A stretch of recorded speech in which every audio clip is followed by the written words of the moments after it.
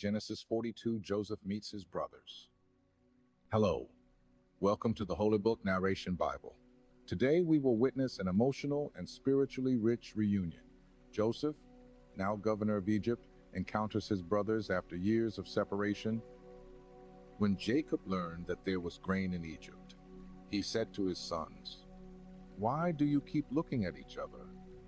I have heard that there is grain in Egypt. Go down there and buy some for us, so that we may survive and not die of hunger."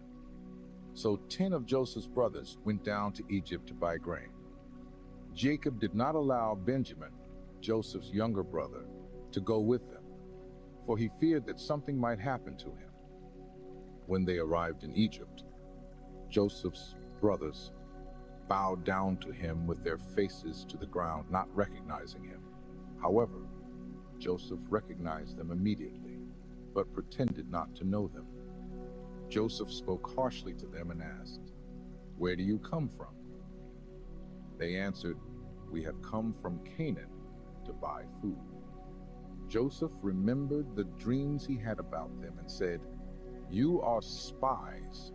You have come to see the weaknesses of the land." They replied, "No, my lord. We are honest men, servants of one father. One of our brothers is at home with our father, and another one is no more." Joseph insisted, "It is as I said, you are spies." Then he ordered them to be imprisoned for 3 days. On the 3rd day, Joseph said to them, "Do this, and you will live, for I fear God. If you are honest men, leave one of your brothers here, while the rest return with grain for your families. But bring your youngest brother back to me, and then you will prove that you are telling the truth."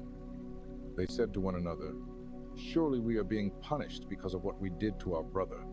We saw the anguish in his soul when he pleaded with us, but we refused to listen. That is why this distress has come upon us." Reuben replied, "Did I not tell you not to sin against the boy? But you would not listen. Now we are being held accountable for his blood."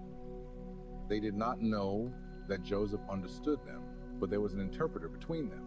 Joseph withdrew and began to weep, but soon returned and chose Simeon to stay in prison, while the other brothers returned to Canaan.